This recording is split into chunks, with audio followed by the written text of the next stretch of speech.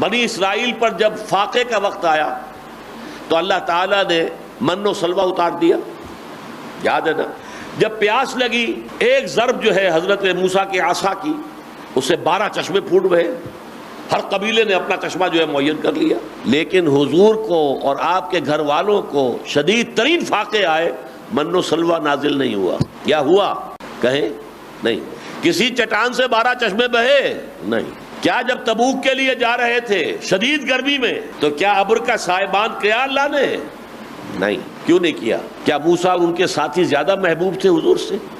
سوچئے، نہیں۔ محبوب رب العالمین محمد ہیں صلی اللہ علیہ وسلم، اللہ کے حبیب ہیں، لیکن کیونکہ یہ کام امت نے ایک مرتبہ اور کرنا ہے، اور اس وقت امت کے اندر کوئی نبی نہیں ہوگا، رسول نہیں ہوگا، اور معجزہ ہوتا ہے صرف نبی اور رسول کے لیے، لہذا حضور سے بھی وہ کام بغیر معجزوں کے کرا کے دکھایا، تاکہ محنت اور مشقت، انسانی جد و جہد، ہیومن لیول پر جد و جہد، پیاس جھیل کر دکھاؤ، بھوک جھیل کر دکھاؤ، سختیاں برداشت کر کے دکھاؤ، پتھراؤ جھیل کر دکھاؤ، زخمی ہو کر دکھاؤ کہ اس راہ میں جو سب پہ گزرتی ہے سو گزری، تنہا پس زندہ کا بھی رسوا سر بازار، یہ ساری سختیاں جھیل کر آپ نے کام کیا۔ کئی 100 صحابہ کی جانوں کا نذرانہ پیش کیا، تب کام ہوا۔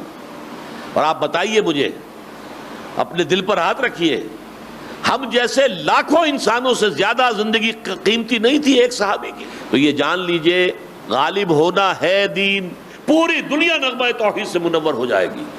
یہ قیامت سے قبل ہوگا محنت سے، جد و جہد سے، انسانی سطح پر قربانیاں دے کر، تکلیفیں جھیل کر، جانیں دے کر، تب ہوگا، ویسے نہیں ہوگا۔